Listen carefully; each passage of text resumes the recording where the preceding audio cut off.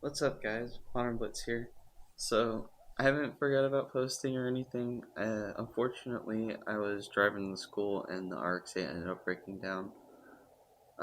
So I just recently got it back from the transmission shop. It wasn't anything transmission related at all.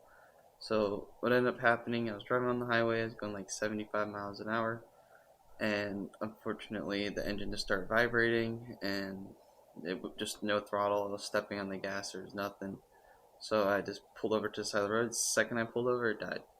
So I opened up the hood on the highway. It was kind of scary when you have like semis going 75 miles an hour, like right by you. I couldn't move the car over anymore, so I was stuck right there.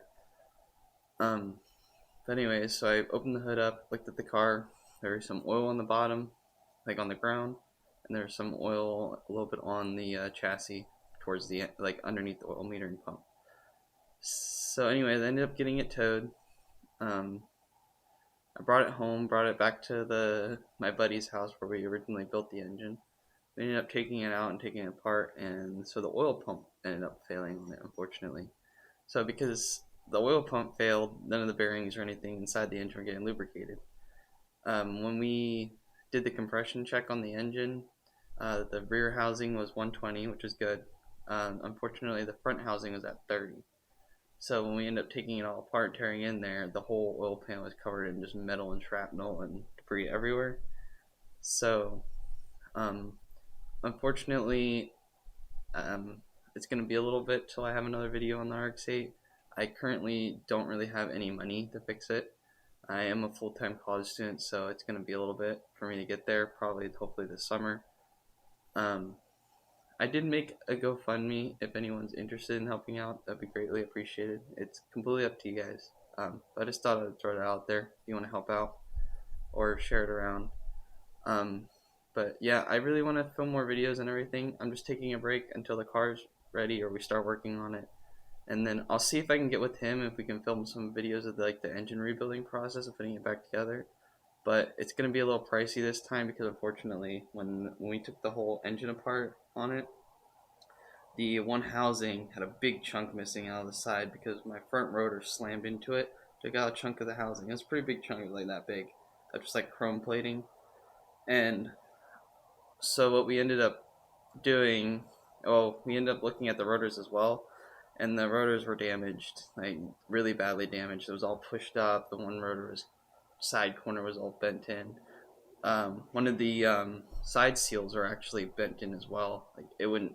You're supposed to have some play to them. This thing was stuck. So we ended up opening it up. We saw what was all wrong with it. We tried like scavenging in what we had in there parts related. We put new bearings and everything in there.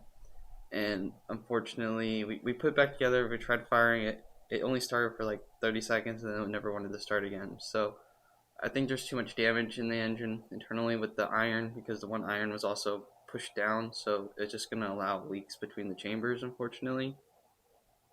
So, oh, and when that engine also failed, I had a nice fancy race ball bearing in the front to hold everything kind of leveled and balanced. And because of no lubrication, it literally destroyed that entire super duper fancy billet part. And I was like, oh my goodness. So, I was just wanting to give you guys an update on what's going on and what happened to the Rx8 and when I haven't posted anything.